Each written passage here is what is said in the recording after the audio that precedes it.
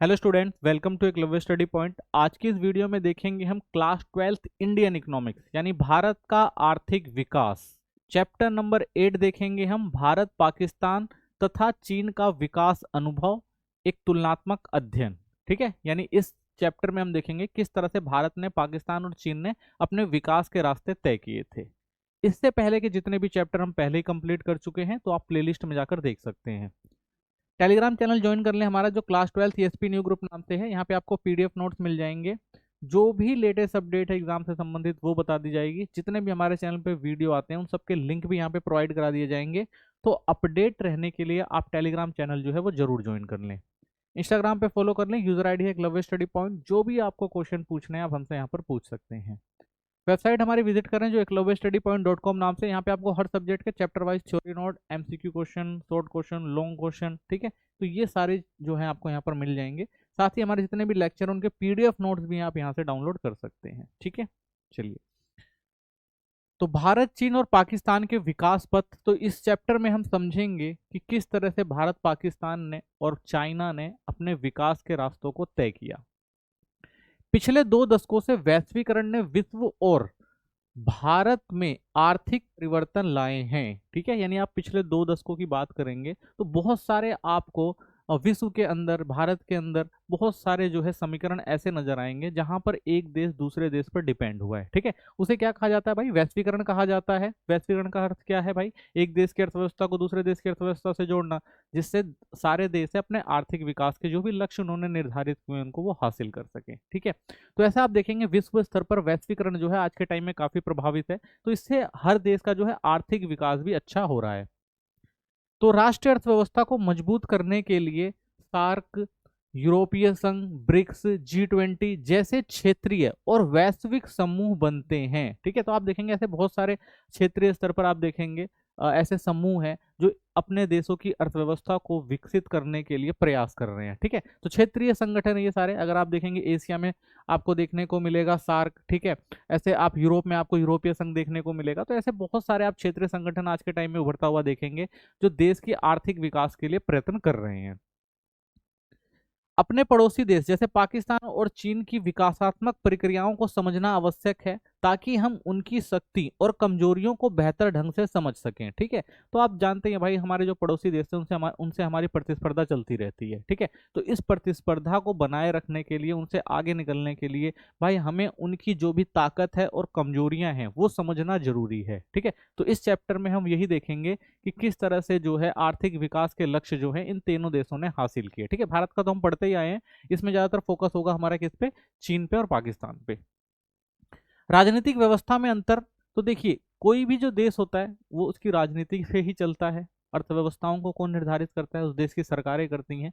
तो राजनीतिक व्यवस्था का प्रभाव भी जो होता है बहुत ज्यादा होता है देश के आर्थिक विकास के लिए। तो सबसे पहले समझते हैं कि इनका जो है राजनीतिक व्यवस्था कैसी है इन देशों की।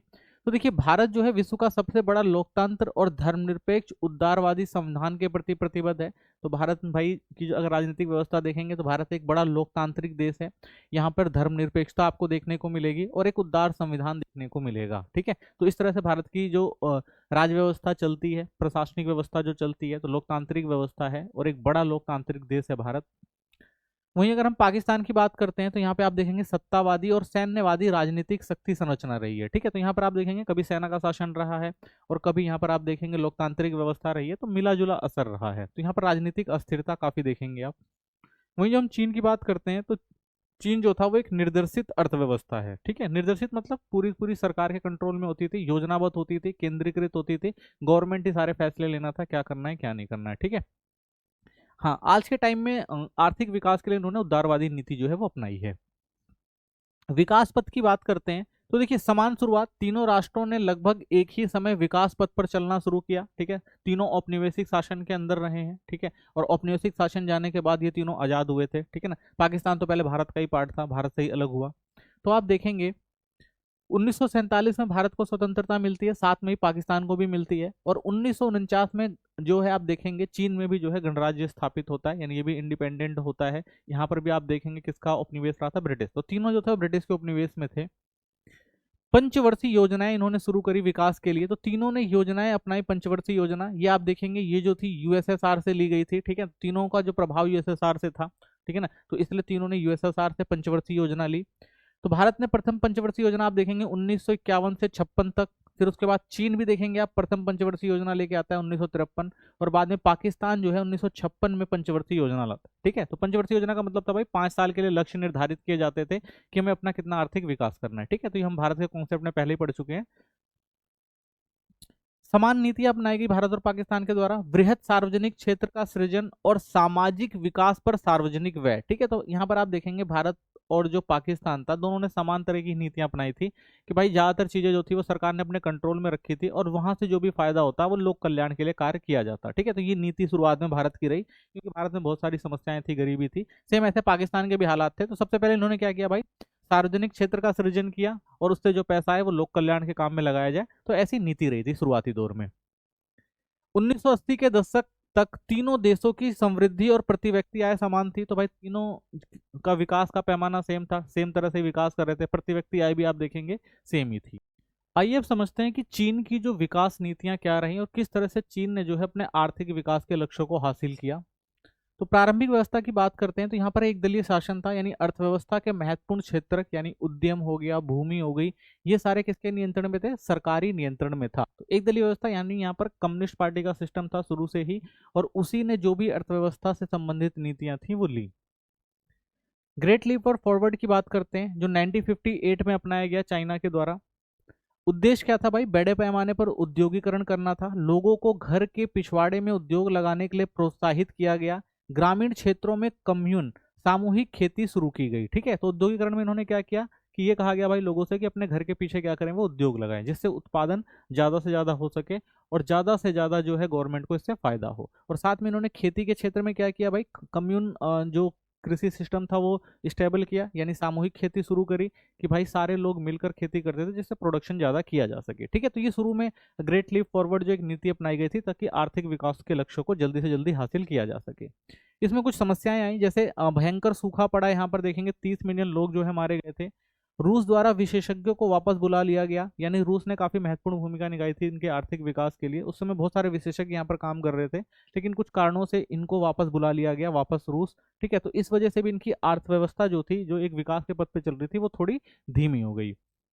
महान सर्वहारा सांस्कृतिक क्रांति, उसके बाद ये क्या करते हैं भाई, महान सर्वहारा सांस्कृतिक क्रांति लेकर आते हैं कि किस तरह से भाई हम अपनी अर्थव्यवस्था को खुद से डेवलप कर सकें। तो 1965 में माओ द्वारा आरंभ किया गया ये।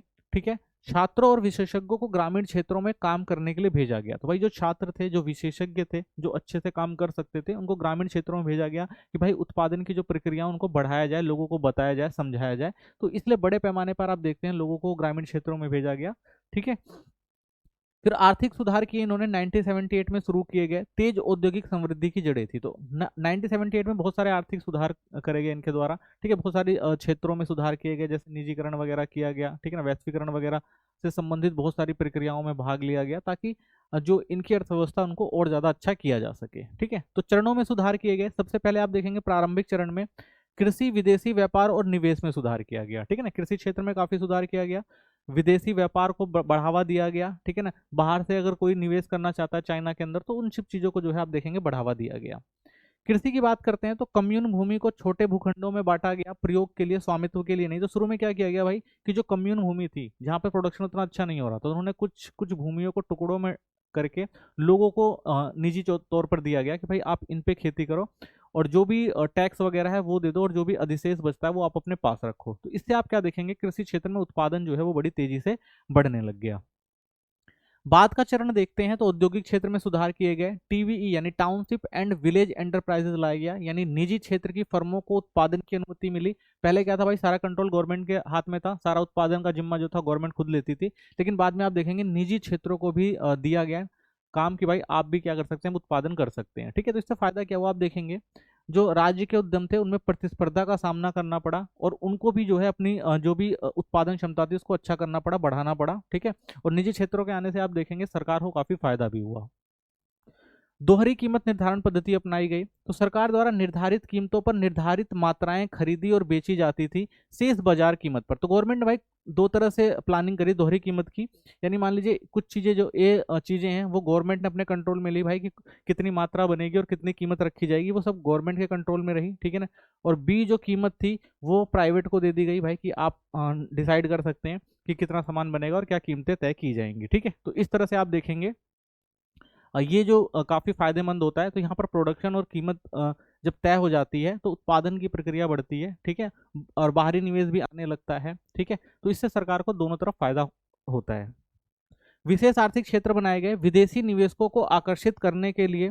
तो भाई सेज जो थे बहुत ज़्यादा इंपॉर्टेंट थे क्योंकि निवेशकों को इससे फायदा मिला। गवर्नमेंट ने क्या कहा भाई कि हम आपको ऐसी जगह देंगे जहाँ पे हम आपको जमीन देंगे, बिजली देंगे, ठीक है, और यातायात के साधन भी देंगे, सड़कें बना के देंगे और टैक्स में छूट भी देंगे। आप विदेशों से आओ, हमारे यहाँ आकर क्या करो, कंपनियां लगाओ और प्रोडक्शन करो, ठीक है। तो ऐसा चाइना ने करा, तो इससे भी चाइना को काफ़ी फायदा हुआ, विदेशी निवेश काफ़ी आया, ठीक है।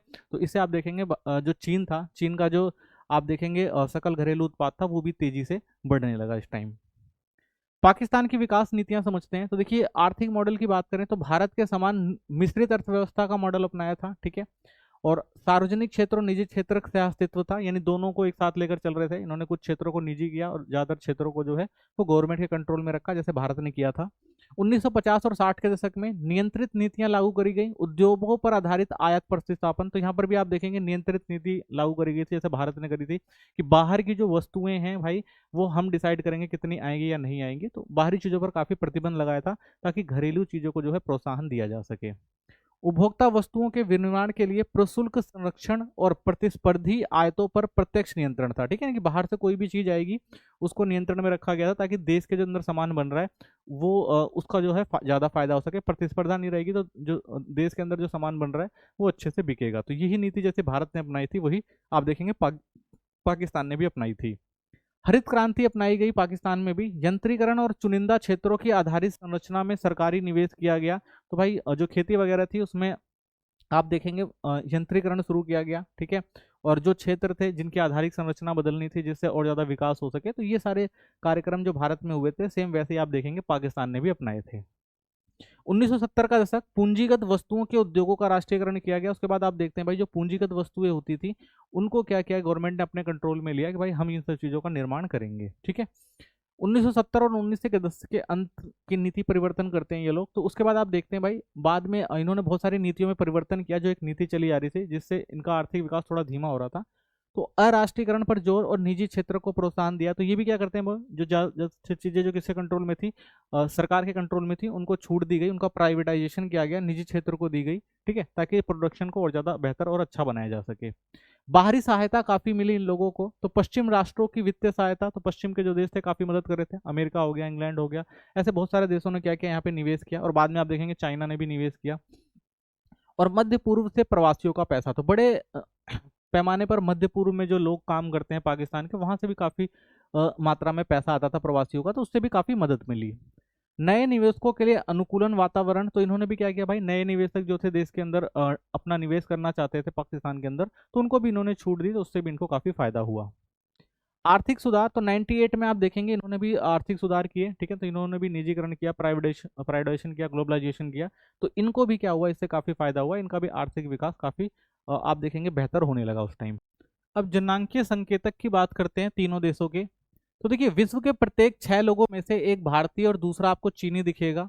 भारत और चीन की जनसंख्या विश्व में जो है वो सबसे अधिक है। पाकिस्तान की जनसंख्या भारत और चीन की जनसंख्या का लगभग 10वां भाग है, ठीक है। तो ये दोनों बड़े क्षेत्र वाले देश हैं, तो यहाँ पे आपको जनसंख्या भी ज्यादा दिखेगी। पाकिस्तान में छोटा क्षेत्र है तो यहाँ पे जनसंख्या भी थोड़ी कम है।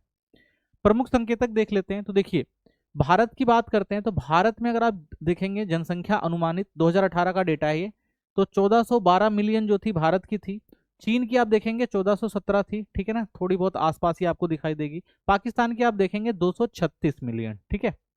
जनसंख्या की समृद्धि यानी वार्षिक समृद्धि दर देखेंगे किस तरह से जनसंख्या का जो विस्तार हो रहा है, तो आप देखेंगे भारत में 0.68% की दर से बढ़ रही है।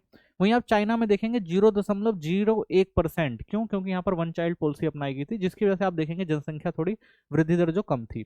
पाकिस्तान में देखेंगे आप ज्यादा है, ये 1.89 है। वहीं जनसंख्या घनत्व की बात करते हैं तो देखेंगे 473 है भारत में, और चीन में आपको 150 प्रति वर्ग किलोमीटर देखने को मिलेगी। एक बड़ा क्षेत्र है, तो जनसंख्या अगर ज्यादा भी है तो भी आपको कम देखने को मिलता है। पाकिस्तान की बात करते हैं, देखिए 300 प्रति वर्ग किलोमीटर आपको देखने को मिलती है जनसंख्या घनत्व। लिंग अनुपात की बात करेंगे तो भारत में अगर आप देखते हैं 938, ठीक है, चाइना में देखेंगे 959, और वहीं पाकिस्तान में देखेंगे 982, यानी तीनों जगह आप देखेंगे लिंग अनुपात जो है वो कम है। प्रजनन दर की बात करते हैं तो प्रजनन दर 2.0 है भारत की, यानी यहाँ पर आप देखेंगे ज्यादा बच्चे पैदा हो रहे हैं। और वहीं पर आप देखेंगे चीन में 1.2 है, ठीक है ना, थोड़ी कम है। और पाकिस्तान में देखेंगे प्रजनन दर भी जो है वो ज्यादा है, ठीक है। वहीं जब नगरीकरण की बात करते हैं तो नगरीकरण आप देखेंगे भारत में जो है वो 36 है और परसेंट है। वहीं पे अगर आप चीन में देखेंगे 36, नगरीकरण 36 है, हाँ ठीक है। और चीन में देखेंगे तो 65 है, और वहीं पाकिस्तान में देखेंगे आप 38 है, ठीक है। नगरीकरण आप देखेंगे कि अगर कुल जनसंख्या का 36% जो है भारत का नगरीकरण में रहता है, सबसे ज्यादा आप देखेंगे चाइना का है, और पाकिस्तान का थोड़ा आपको ज्यादा दिखाई देगा नगरीकरण का प्रतिशत, ठीक है। तो चीन की एक संतान नीति क्या थी, तो कारण देखिए 1970 के दशक के अंत में लागू की गई थी। तो जनसंख्या वृद्धि दर में कमी करना था, ठीक है। चाइना की जनसंख्या ज्यादा बढ़ रही थी, तो उन्होंने अपने कंट्रोल करने के लिए वन चाइल्ड पॉलिसी जो है अपनाई थी। नकारात्मक प्रभाव पड़ा इसका, लिंगानुपात में गिरावट आई, प्रति 1000 पुरुषों पर महिलाओं की संख्या, लिंगानुपात जो है वो कम हो गया। क्यों? अब क्या हो गया इससे भाई, कि जो वृद्ध जनसंख्या में वृद्धि दर थी, ठीक है, वो कुछ दशकों के बाद युवा लोगों की तुलना में बूढ़ों लोगों का अनुपात अधिक हो गया, यानी वृद्ध लोग जो ज्यादा हो गए। और ऐसा ही चलता रहा, तो एक समय ऐसा आएगा भाई बूढ़े लोग ज्यादा होंगे चाइना में और युवा लोग कम होंगे, तो इसीलिए क्या किया गया भाई, इस पॉलिसी को छूट दी गई, तो नीति में बदलाव किया गया। उपरोक्त जो भी प्रभाव के कारण चीन के बाद में प्रत्येक दंपत्ति को 2 बच्चे पैदा करने की जो है वो अनुमति दी गई थी, ठीक है। तो 2 बच्चों को पैदा करने की अनुमति दी गई, ताकि भाई ये जो अनुपात ज्यादा हो रहा है वृद्धों और युवा के बीच में जो अनुपात बढ़ रहा है उसको कम करने के लिए भाई 2 बच्चे पैदा करने की जो अनुमति दी गई।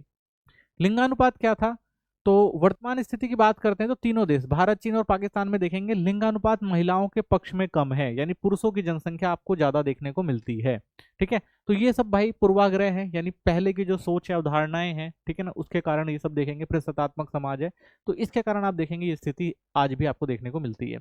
सुधार के प्रयास, तीनों देशों में स्थिति को सुधारने के लिए विभिन्न उपाय कर रहे हैं, तो इस चीज को सुधारने के प्रयास किए जा रहे हैं, अपने लेवल पे हर कोई देश प्रयास कर रहा है।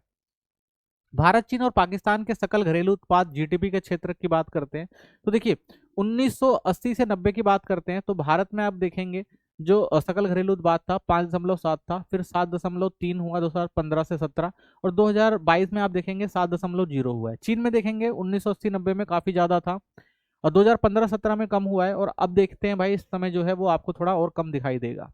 पाकिस्तान की बात करते हैं तो 6.3 था, 5.3 है, 4.8 है, ठीक है। यानी इस टाइम पीरियड में आप देखेंगे काफी जो था सकल घरेलू उत्पाद बढ़ा था, और इस दशक में आप 2022 के दशक में आप देख रहे हैं थोड़ा कम हुआ है, ठीक है। लेकिन कह सकते हैं भाई वृद्धि हो रही है, ठीक है ना। तो साल दर साल जो है दोनों तीनों देशों का आप देखेंगे कंपेयर करेंगे तो चाइना का जो था वो शुरुआत में ज्यादा था साल, अब यहाँ पे देखेंगे साल दर साल कम हो रहा है। वहीं भारत का देखेंगे तो पॉजिटिव अच्छा चल रहा है, और पाकिस्तान का भी देखेंगे भाई पहले पॉजिटिव था अब थोड़ा कम हुआ है, ठीक है। तो भारत की जो अगर आप देखेंगे यहाँ पर स्थिति जो है सकल घरेलू उत्पाद में तो ये काफी अच्छी आपको देखने को मिलती है, ठीक है। अब भारत, चीन, पाकिस्तान के सकल घरेलू उत्पाद और क्षेत्र में कृषि देखते हैं तो चीन 1980 के दशक तक 80% से अधिक लोग कृषि पर निर्भर थे। सरकार ने लोगों को अन्य गतिविधियों में जाने के लिए प्रेरित किया। चीन में कृषि योग्य भूमि भारत की तुलना में 40% है, ठीक है। तो आप देखेंगे भाई पहले जो था चीन में कृषि क्षेत्र उतना ज्यादा डेवलप नहीं हो रहा था, तो उसके बाद क्या किया गया कि निजी क्षेत्रों को दिया गया और प्रोत्साहित किया गया भाई ज्यादा ज्यादा उत्पादन किया जाए, तो उससे आप देखेंगे चीन में कृषि में काफी फायदा हुआ था। भारत और पाकिस्तान की बात करते हैं तो जीडीपी में कृषि का योगदान कम होने के बावजूद श्रम बल का सबसे बड़ा अनुपात भारत में 46% अभी भी इसी क्षेत्र में है। तो लेकिन आज आप देखेंगे जीडीपी के क्षेत्र में भारत का जो है कृषि क्षेत्र में योगदान ज्यादा है, पाकिस्तान में भी आप देखेंगे सेम चीज है। उद्योग विनिर्माण की बात करते हैं तो चीन जीडीपी में 39% का बड़ा योगदान है, जो आर्थिक समृद्धि का मुख्य आधार है, ठीक है। तो चीन में आप देखेंगे भाई जो उद्योग है वो 39% जो लोग आप देखेंगे वहां पर उद्योगों में लगे हुए हैं, तो सबसे ज्यादा लोग आप देखेंगे चीन में, चीन की जीडीपी में जो सबसे ज्यादा योगदान है वो किसका है, वो औद्योगिक क्षेत्र का है। भारत और पाकिस्तान की बात करते हैं तो विनिर्माण में लगे श्रम बल का अनुपात बहुत कम है। आप देखेंगे भारत में 25% है, ठीक है, चाइना में सॉरी पाकिस्तान में जो 24% है, वहीं आप चीन में देखते हैं तो 39% है, ठीक है। तो यहाँ पर आप देखेंगे उद्योग क्षेत्र में जो काफी आगे है चीन। सेवा क्षेत्र की बात करते हैं तो तीनों देश जीडीपी में सबसे अधिक योगदान, यह विकास के लिए एक महत्वपूर्ण कारक और घटक है, संभावित नियोक्ता के रूप में उभरा है। तो आज के टाइम में आप देखेंगे तीनों देश जो है इस क्षेत्र में काफी अच्छा काम कर रहे हैं। भारत ने तो काफी अच्छा काम किया तृतीय क्षेत्र के अंदर। तो श्रम बल की बात करते हैं, भारत जो है 17 से आप देखेंगे 29% हो गया है, चीन जो था वो 12 से 32% हो गया है, पाकिस्तान देखेंगे 27 से 38% हो गया है, ठीक है। तो श्रम बल आप देख रहे हैं धीरे धीरे जो है वो शिफ्ट हो रहा है तृतीय क्षेत्र में ज्यादा, तो लोग तृतीय क्षेत्र में जो है वो ज्यादा काम कर रहे हैं। और भारत की अगर आप देखेंगे, भारत का तो इसमें ज्यादा महत्वपूर्ण योगदान रहा है, तो ये क्षेत्र जो भारत में आज के टाइम में आप देखेंगे सबसे ज्यादा जो है समृद्धि भी कर रहा है। तो तृतीय क्षेत्र जो है भारत का काफी अच्छा हुआ है इस टाइम में। तो विभिन्न क्षेत्र उत्पादन समृद्धि वार्षिक प्रवृत्ति में अगर देखें तो देखिए 1980 से 90 की बात करते हैं तो भारत कृषि क्षेत्र में 3.1 था, उद्योग जो था वो 7.4 था और सेवा 6.9 था, ठीक है। तो वहीं पे अगर आप देखेंगे 2011 से लेके 15 के बीच में, तो भाई कृषि में तो सेम ही है, लेकिन आप देखेंगे उद्योग में जो था आप देखेंगे 6.9 हुआ है, थोड़ा कमी आई है, ठीक है, उद्योग क्षेत्र में। और वहीं सेवा क्षेत्र में आप देखिए 7.6, तो सेवा क्षेत्र जो है सबसे तेजी से बढ़ा है भारत का। चीन की बात करेंगे तो चीन में शुरुआती दौर में आप देखेंगे कृषि क्षेत्र 5.9 था और यहाँ पे 3.1 था, बाद में आप देखेंगे उद्योग छोड़ 10.8 था और बाद में आप देखेंगे 5.3, ठीक है। तो उद्योग क्षेत्र में थोड़ा सा नुकसान हुआ है चाइना को, लेकिन वहीं आप देखेंगे सेवा क्षेत्र देखिए सबसे ज्यादा है, ठीक है, और यहाँ पर आप देखेंगे 7.1 है आज के टाइम में, ठीक है। तो पाकिस्तान की बात करेंगे तो पाकिस्तान में पहले 4 था, 7.7 हुआ, 6.8 है, तो अब के टाइम में 1 था, 4.8 है, यानी कुछ आप देखेंगे कुछ समस्याएं हैं जिन समस्याओं की वजह से थोड़ा बहुत जो आप परिवर्तन देखने को मिलता है, कमी देखने को मिलती है, ठीक है। लेकिन फिर भी आप देखेंगे जो सेवा क्षेत्र है वो सबसे ज़्यादा जो है आगे बढ़ रहा है और वो आर्थिक प्रगति में काफ़ी महत्वपूर्ण साबित हो रहा है आज के टाइम में। तो और भारत का सेवा क्षेत्र आज के टाइम में आप देखेंगे काफ़ी जो है सशक्त है और काफ़ी मजबूत बन के जो है वो उभर रहा है। रोजगार एवं सकल घरेलू उत्पाद की बात करते हैं तो आप देखेंगे सकल वर्धित मूल्य 2018 की बात करेंगे तो कृषि में 19 था भारत का पहले, ठीक है, और उद्योग में आप देखेंगे 29 था, फिर सेवा में 52 था, ठीक है ना ये। और वहीं चीन की बात करते हैं तो चीन में आप देखेंगे पहले 6 था, 39 उद्योग में और 53 आप देखेंगे सेवा क्षेत्र में था। पाकिस्तान का जो था 24 था, 20 और ये 56 था, ठीक है। और कार्यबल वितरण की बात करते हैं, कितने लोग ज्यादा लगे हुए हैं काम करने में, तो आप देखेंगे कृषि क्षेत्र में भारत के 46% लोग लगे हुए हैं, वहीं चीन के देखेंगे आप 23% हैं, पाकिस्तान में 34% लोग लगे हुए हैं। उद्योग क्षेत्र में देखेंगे भारत के 25% लोग हैं, ठीक है, और वहीं चीन में आप देखेंगे 32 है और पाकिस्तान में 25 देखने को मिलेंगे। सेवा क्षेत्र की आप बात करेंगे तो आप देखेंगे भारत में जो है 29 है, वहीं आप चीन में देखेंगे 45% है, ठीक है, और वहीं पाकिस्तान में देखेंगे 38% है, ठीक है। तो ये जो है कार्यबल का जो है वितरण आपको देखने को मिलता है, ठीक है, रोजगार एवं सकल घरेलू उत्पाद क्षेत्र में। आर्थिक समृद्धि का आधार तो देखिए चीन ने क्या किया भाई, विनिर्माण उद्योग और सेवा क्षेत्र में काफी अच्छा काम किया है।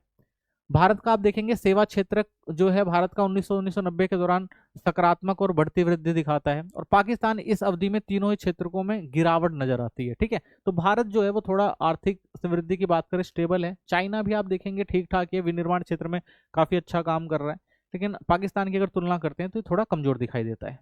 विकास की सामान्य प्रक्रिया तो देशों ने अपनी नीतियों को कृषि विनिर्माण सेवाओं की ओर बदला है। तो ज्यादातर आप देखेंगे तीनों देशों ने यही किया भाई, जो पहले कृषि क्षेत्र में था वो आप देखेंगे उद्योग और जो सेवा क्षेत्र है उसमें ये लोग ज्यादा आगे आ रहे हैं।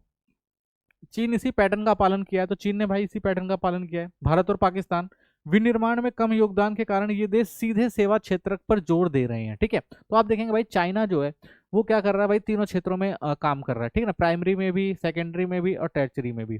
अगर भारत की बात करते हैं तो भारत भाई प्राइमरी में तो लगा ही हुआ है, ठीक है, और आप देखेंगे चाइना का जो सेकेंडरी है वो काफी ज्यादा डेवलप्ड है, भारत का जो सेकेंडरी है वो उतना डेवलप्ड नहीं है, लेकिन आप टर्चरी यानी सेवा क्षेत्र देखेंगे भारत का जो है काफी डेवलप्ड हुआ है, ठीक है।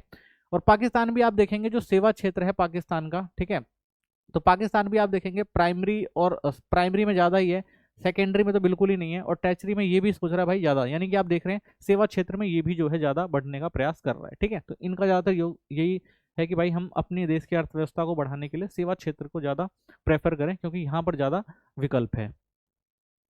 मानव विकास के संकेतक भारत, चीन और पाकिस्तान। तो मानव विकास के संकेतक की बात करते हैं तो देखिए चीन जो है भारत और पाकिस्तान से आगे है, ठीक है, और आय, स्वास्थ्य, शिक्षा और निर्धनता में सर्वश्रेष्ठ निष्पादन है। तो भाई चाइना जो है अगर आप देखेंगे सबसे आगे है, भारत और पाकिस्तान से आगे है मानव विकास की बात करें, चाहे वो आय हो गया, स्वास्थ्य हो गया, शिक्षा हो गया, ठीक है। भारत तुलना में पीछे है निर्धनता, मातृ मृत्यु दर और स्वच्छता में खराब निष्पादन है, ठीक है। तो इन क्षेत्रों में भारत को भी बहुत ज्यादा काम करने की जरूरत है।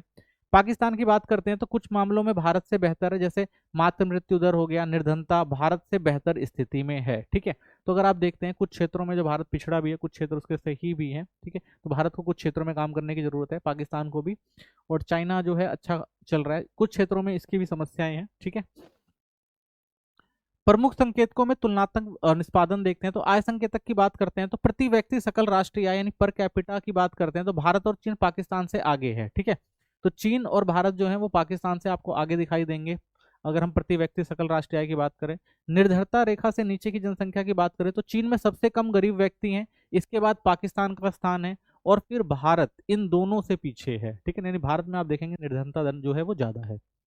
स्वास्थ्य संकेतक की बात करते हैं, मृत्यु दर तो चीन का निष्पादन बेहतर है, तो चीन देखेंगे आप बेहतर है, यहाँ पर अच्छा काम हुआ है।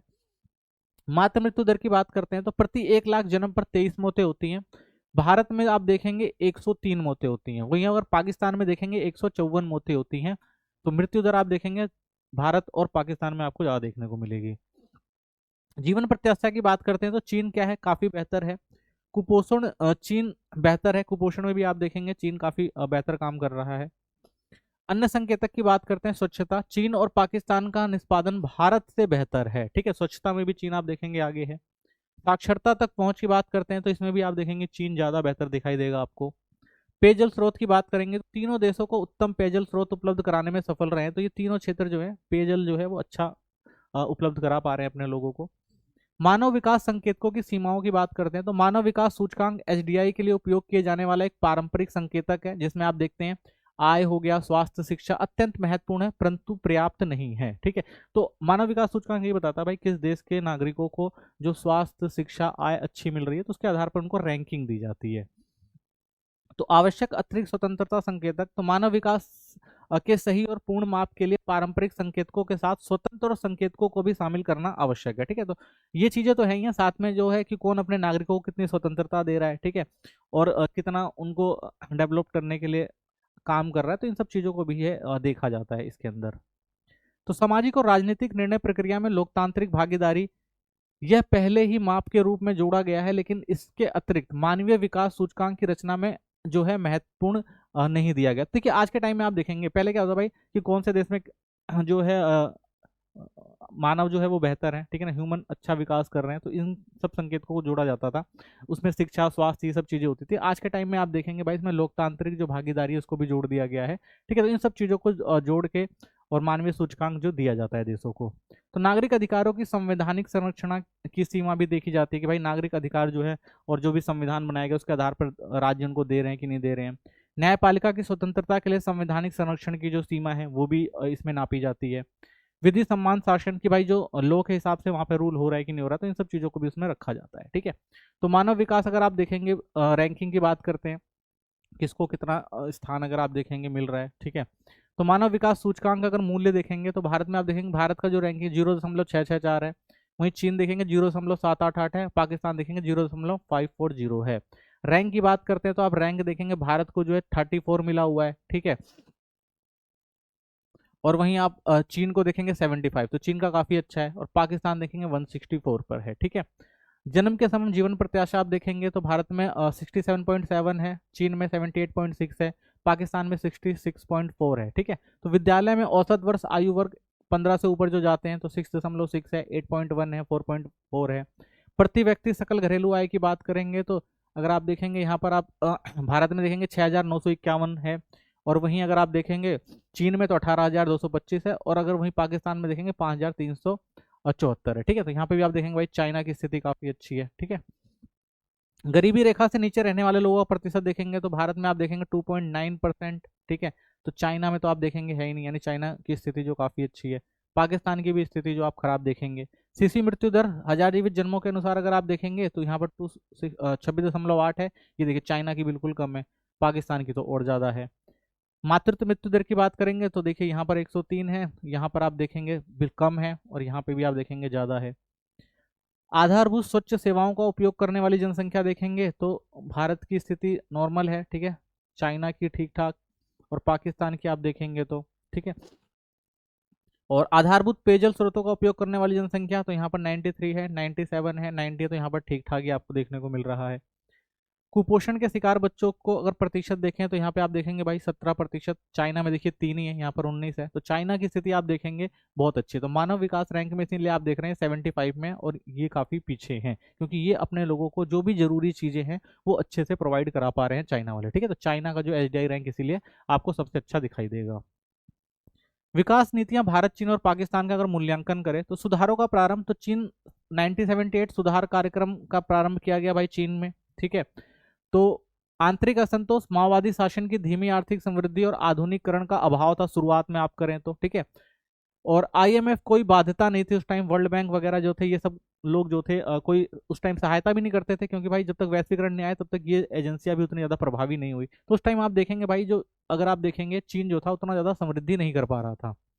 पाकिस्तान की बात करते हैं, 1988 सुधार कार्यक्रम का आरंभ किया गया। तो बाह्य दबाव, बाध्यता, संभवतः भुगतान संतुलन संकट और अंतर्राष्ट्रीय संस्थानों को उभार की आवश्यकता थी। तो उस टाइम देखेंगे पाकिस्तान में बहुत सारी समस्याएं चल रही थी भाई, जब तक अगर वो उदारीकरण नहीं करते तो उनको पैसा नहीं मिल पाता, क्योंकि भाई ये सारी एजेंसियां जो है तभी आपको प्रोत्साहन देती हैं जब आप उनकी नीतियों को फॉलो करें, ठीक है।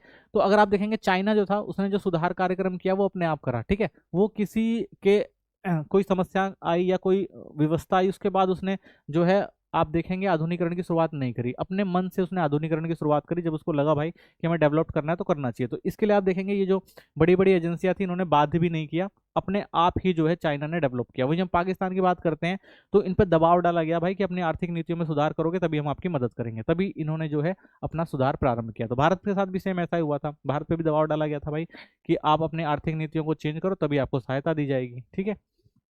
भारत 1991 में सुधार कार्यक्रम का प्रारंभ, तो भारत ने भाई बाह्य दबाव और बाध्यता, भुगतान संतुलन संकट को ठीक करने के लिए अंतर्राष्ट्रीय मुद्रा कोष और विश्व बैंक से उधार की आवश्यकता थी, ठीक है। तो पैसे की काफी जरूरत थी, हमने पढ़ा ही था पिछले चैप्टरों में कि भारत का आर्थिक विकास बहुत धीमा हो चुका था, विदेशी रिजर्व जो था वो खत्म हो चुका था। तो इन सब चीजों के लिए बगैर क्या करना पड़ता है, आर्थिक सुधार करने पड़ते हैं। तो बाहरी जो भी कंपनियां होती हैं, जो बाहरी एजेंसियां होती हैं, वो भाई पहले कहती है कि आप स्वतंत्र नीति अपनाओ, ठीक है, उदार नीति अपनाओ तभी हम आपको मदद करेंगे। तो भारत ने इसलिए अपने आर्थिक सुधार किए थे, तो पाकिस्तान ने भी भाई इसीलिए अपने आर्थिक सुधार किए थे। लेकिन चीन जो था भाई उसने अपने मन से और अपने डेवलपमेंट का रास्ता खुद अपनाया था और उसने खुद से जो है सुधार किए थे, ठीक है।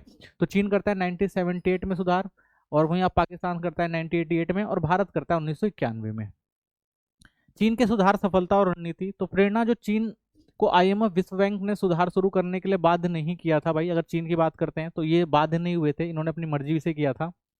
सुधार पूर्व उपलब्धियां, तो व्यापक भूमि सुधार किए, सामुदायिकरण किया, विकेंद्रीकरण योजनाएं अपनाई, लघु उद्योगों की स्थापना, ठीक है ना, शिक्षा और स्वास्थ्य के क्षेत्रों में आधारिक संरचना का व्यापक प्रसार किया। 1978 से पहले ग्रामीण क्षेत्रों में बुनियादी सुविधाओं को बड़ा फैलाव तथा कम्यून व्यवस्था के कारण खाद्यान्नों का अधिक असमानतापूर्ण वितरण, ठीक है। तो सुधार की उपलब्धियां यही रही भाई, बड़े पैमाने पर उन्होंने सुधार किया, ग्रामीण क्षेत्रों पे किया, स्वास्थ्य, शिक्षा, ठीक है, लोगों की जो जरूरतें थी वो पहुंचाई, ठीक है, रोड कनेक्टिविटी अच्छी करी, ठीक है ना, और स्वास्थ्य के क्षेत्र में अच्छा काम किया, ठीक है ना, कम्युन सिस्टम था तो सबको रोजगार दिए गए, सबको जमीनें दी गई, ठीक है। तो इससे क्या हुआ, इनका डेवलपमेंट जो था शुरू से जो था वो काफी सही था। समस्या आई थी 1978 में, प्रति व्यक्ति अन्न उत्पादन 1950 के दशक के मध्य बराबर ही था। लेकिन सबसे बड़ी समस्या यहाँ पर क्या आ गई भाई, शुरुआती काम तो इन्होंने अच्छे किए थे लेकिन चीन की जनसंख्या बड़ी तेजी से बढ़ी, और जब जनसंख्या तेजी से बढ़ी तो जिनके संसाधन थे वो कम पड़ने लग गए थे, ठीक है। तो इसलिए फिर क्या करना पड़ा उनको, 1978 में सुधार करने पड़े। रणनीति क्या अपनाई गई, सुधारों को पहले छोटे स्तर पर विकेंद्रीकृत प्रयोजकों के रूप में लागू किया गया और सफल होने पर ही उन्हें व्यापक पैमाने पर बढ़ावा गया, ठीक है। तो पहले क्या किया भाई, छोटे छोटे स्तरों पे किया गया, जब लगा भाई सही से काम कर रहे हैं तो पूरे देश के अंदर से लागू किया गया। उदाहरण, व्यक्तियों को छोटे भूखंड कृषि के लिए दिए गए थे जिससे समृद्ध बने और ग्रामीण उद्योगों का अभूतपूर्व विकास हुआ। तो इन्होंने क्या किया भाई, शुरुआत में जो कृषि थी कृषि करा, कृषि से जो उत्पादन हुआ, जो अधिशेष बचा, फिर उससे उद्योगों की शुरुआत करी। सुधारों के कारण तीव्र आर्थिक समृद्धि हुई, तो इसके कारण आप देखेंगे चीन जो था वो बड़ी तेजी से जो है आर्थिक समृद्धि कर पाया। पाकिस्तान के विकास की नीतियों और चुनौतियां देखते हैं, तो पाकिस्तान की सुधार प्रक्रिया 1988 से बावजूद अधिकांश आर्थिक संकेतकों में गिरावट देखनी पड़ी। अगर 1988 की बात करते हैं, उन्होंने सुधार तो किया था लेकिन वो उतनी तेजी से विकास नहीं कर पाए, बहुत सारी समस्याएं इनको झेलनी पड़ी। आर्थिक गिरावट, विद्वानों का तर्क है कि सुधार प्रक्रिया के बाद पाकिस्तान के सभी आर्थिक संकेतकों में गिरावट आई। जीडीपी और क्षेत्र घटकों की समृद्धि दर, ठीक है, अगर आप देखेंगे भाई इन्होंने अपने आर्थिक सुधार तो कर लिया लेकिन उसके बाद भी इनकी जीडीपी जो थी उतनी अच्छी नहीं बढ़ पा रही थी। गरीबी में वृद्धि, सरकारी आंकड़ों के अनुसार गरीबी फिर से बढ़ रही थी। 1980 के दशक में निर्धनों का अनुपात 25% तक गिर गया था, लेकिन हाल ही के दशकों में यह पुनः बढ़ने लगा है। ठीक है, तो उस टाइम देखेंगे भाई गरीबी बहुत ज्यादा हो गई थी, लेकिन अब धीरे धीरे सुधार आपको देखने को मिलता है। समृद्धि में कमी और गरीबी के कारण, तो कृषि पर निर्भरता, कृषि समृद्धि तकनीक संस्थागत सुधारों के बजाय अच्छी फसल पर आधारित थी, इसलिए फसल खराब होने पर आर्थिक संकेतक नकारात्मक हो जाते थे। तो भाई अगर आप देखेंगे जो इनकी पूरी समृद्धि थी, ठीक है ना, तो तकनीक संस्थागत सुधारों के बजाय किस पर आधारित थी भाई, फसलों पर आधारित थी। ठीक है, तो पूरा कृषि पे डिपेंड था। अगर कृषि अच्छी हो गई तो आर्थिक समृद्धि अच्छी थी, कृषि खराब तो आर्थिक समृद्धि इनकी खत्म हो जाती थी।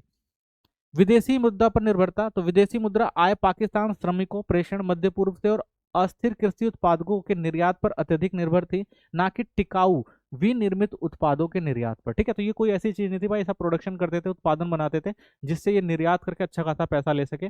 दो टाइप से इनके पास पैसा आता था, या तो कृषि में अच्छा उत्पादन कर लें तो अच्छी आर्थिक समृद्धि हो जाती थी, बाहर जो इनके प्रवासी लोग जो वहां पे पैसा कमाते थे और वो देश के अंदर भेजते थे तो उससे जो था इनको फायदा होता था। ठीक है, अगर ये दोनों चीजें कम हो जाती थी तो इनकी आर्थिक समृद्धि जो थी वो भी गिर जाती थी। ऋण जाल, विदेशी ऋणों पर निर्भरता बढ़ रही थी और पूरा करने में, ऋण चुकाने में कठिनाई आ रही थी। तो फिर क्या करते थे भाई, जब इनकी जो समस्याएं उत्पन्न होती थी, आर्थिक वृद्धि दर घटती थी, ठीक है ना, समस्याएं आती थी, तो ये लोग लोन लेते थे, दूसरे विदेशों से लोन लिया और लोन लेने के बाद भाई चुका नहीं पाते थे, फिर उसके लिए भी लोन लेते थे। तो इससे क्या हुआ भाई, इनकी आर्थिक समृद्धि धीरे धीरे क्या हो गई, खराब होनी शुरू हो गई। हालिया रुझान की बात करते हैं तो वार्षिक योजना 2019-20 की रिपोर्ट के अनुसार 2017-18 में जीडीपी में 5.5% की वृद्धि दर्ज की गई है, जो पिछले दशकों में सबसे अधिक है। ठीक है, तो अब धीरे धीरे इनकी आर्थिक समृद्धि आप देख रहे हैं बढ़ रही है। औद्योगिक 4.9, सेवा क्षेत्र 6.2 क्षेत्रों ने संतोषजनक विकास दिखाया है, जो सकारात्मक रुझान की ओर इशारा कर रहा है। ठीक है, तो धीरे धीरे इनकी आर्थिक समृद्धि बढ़ रही है, औद्योगिक क्षेत्र में भी और सेवा क्षेत्र में भी। तो इसी के साथ ये चैप्टर खत्म होता है, मिलते हैं नेक्स्ट वीडियो में। चैनल को सब्सक्राइब करें, वीडियो को लाइक करें, कोई कमेंट है तो जरूर करें।